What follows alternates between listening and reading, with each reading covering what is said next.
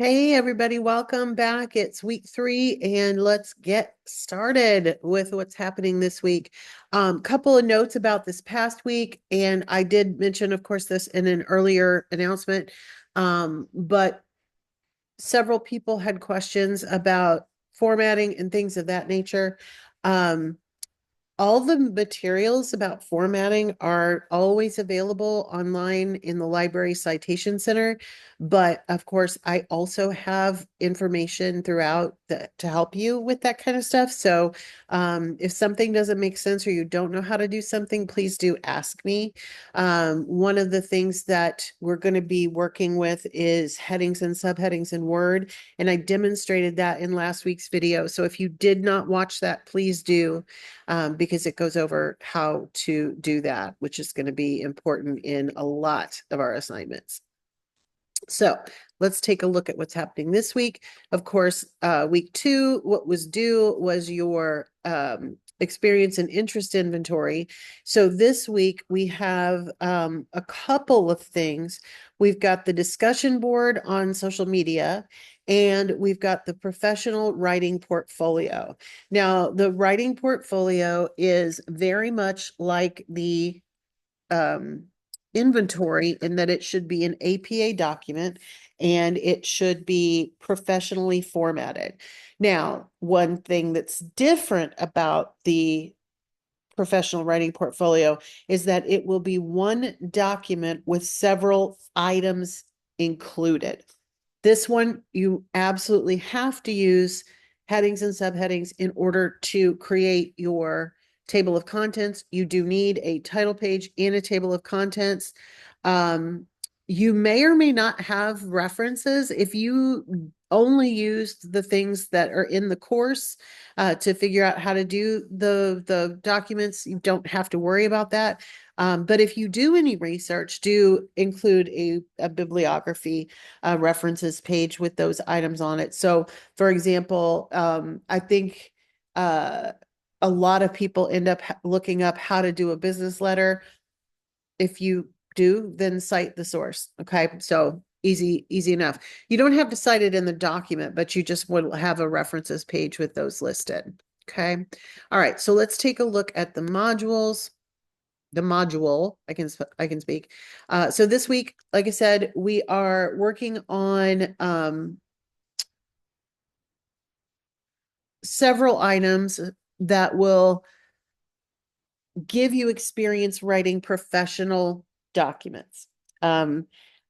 We're not doing the resume and cover letter yet. Those come much later, but we are doing business letters and things of that nature. So in the textbook, you have a couple of things to read. The first about ethical and legal obligations, writing collaboratively in and social media, and then the various kinds of business writing, which is a longer section, page 33 to 58. I also have a walkthrough video on locating your grading feedback. I shared a different one in the announcements this week, but please be sure to watch that. There's also a fun video on social media and professionalism, some business letter basics, and workplace communication. So the assignments, we're going to have two. Like I said, the first one is going to be the discussion board. And in this particular discussion post, you will want to answer the questions: what social media platforms play an important role in our society? What role does social media play in your own life? What is the impact that social media can have on our personal lives and on our work lives, which is a kind of a hot topic? Uh, Answer the question: do you believe that employers should have access to the social media content for all of their employees? Why or why not? And do you believe that comments made on social media should be monitored and or censored? Why or why not? This is an essay. It does need to have multiple paragraphs because it is written in essay form. That, of course, is named on the discussion board. Grammar and punctuation is important because this is a public posting, but you can write directly on the discussion board. And if you're using Grammarly, it's going to help you correct it right there. If you are not using Grammarly and you want to have a way to polish your writing before you post it, I always suggest doing it in Word, running spell and grammar check, doing all those things, but then copying and pasting it onto the discussion board. Okay.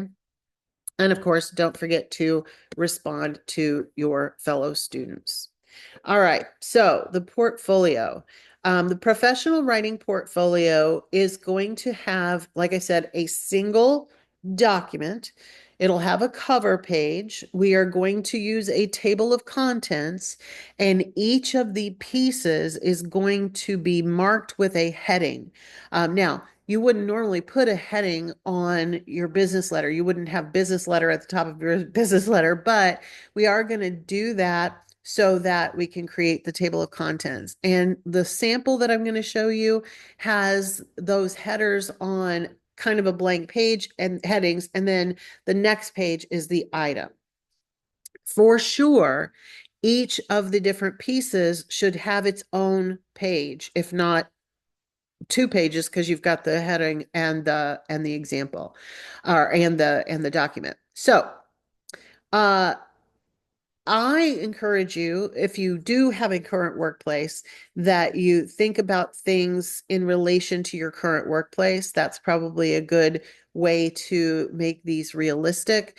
But I also have some things that you can think about in terms of basic scenarios that you might write in a memo. So the first item is going to be a fully formatted memo. And it's kind of up to you to find out what that exactly entails. But I've got some examples there of things that you could use if you need a scenario to focus on. Memos are internal. So you would not write a memo to customers. You would write a memo to a workplace.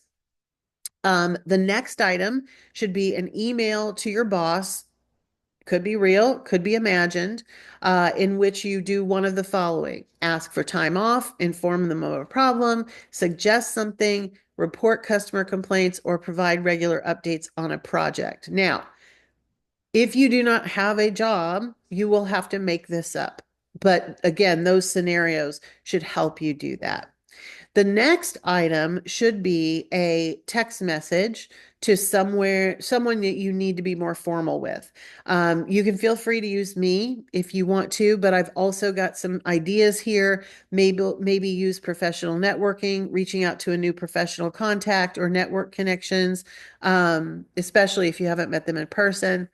A job application or interview confirmation, just confirming the details. We're not talking about a cover letter here, but like, thank you for texting me. I'm looking forward to my interview on Wednesday, whatever the case may be.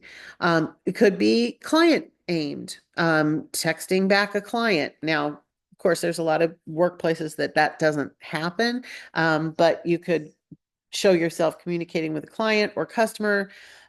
Educational or academic, again, it could be me, it could be one of your other professors, or anyone in a formal educational setting. You also could do an invitation, sending formal invitations for professional events, meetings, or gatherings in text format.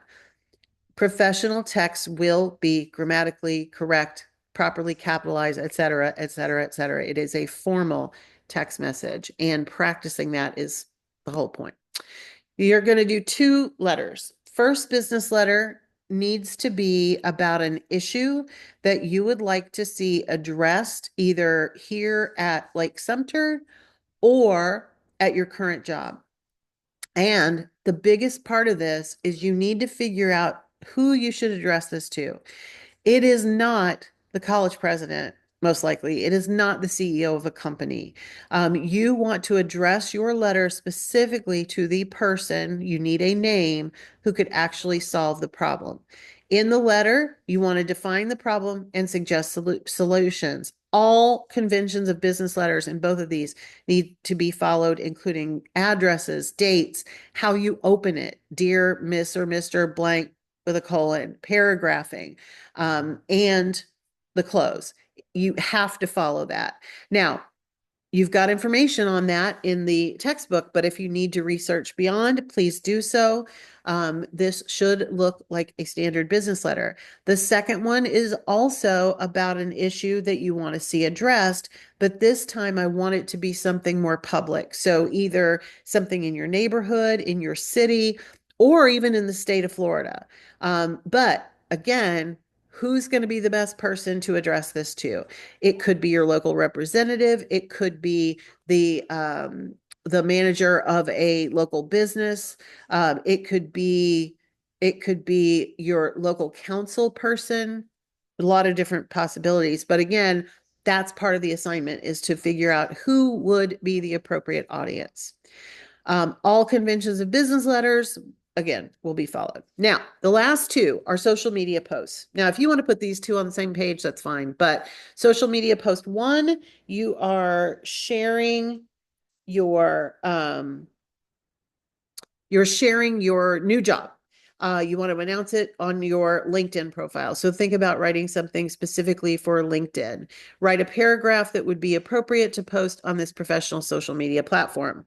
The second one is about a community service event, and you're sending out a professional message about it. So where would you do it? Is it on Instagram? Is it on Twitter? Well, formerly known as Twitter. Is it where would you put it? Is it on Facebook? And of course, you can also include photos, videos if you want to with that, because of course, social media is very rarely just written. So feel free to include photos or videos with those two social media posts. And of course, here is the rubric. Okay, so let me hold on one moment, and I'm going to find the sample. I forgot to open it first. Okay, so let me share this document. I will put this in the announcement along with the video, but let's take a look at it. So this is a portfolio. Now, many of our assignments are going to be like this, where you are gathering multiple items into the same thing. Notice it looks just like the previous one. It is an APA document, so the cover page has the title in bold, the student's name, full name, Department of English, Lake Sumter State College, ENC 2210, Jackie Pierce, and I'll go ahead and update this. That way too, when I save it, it will be brand new. So we're going to put May, I'm going to put today's date, just because it's easier than having to think ahead. In the header, the only thing that goes in the header is the page number. If you are using an outdated template, you will have text over here on the left-hand side. You don't want it. That is outdated. Notice the table of contents comes next. And what I have done is I just put the heading at the top, and then I wrote the memorandum. The professional email goes next, and I wrote the email, et cetera, et cetera. Professional text, business letter one. Now, with the business letters, this is where I would include, notice I included a blank page. I would put the business letter on this next page. And then you would also have the same thing for business letter two and the social media posts. I did not set everything up because I want you to be learning how to do the headings and subheadings and all of that fun stuff. But I will save this, and I will send you this with the video. So you're welcome to use that. And if you have questions about the format or the content, just let me know. I'm here to help. All right, everybody, take care and have a great week 3. I will see you next week.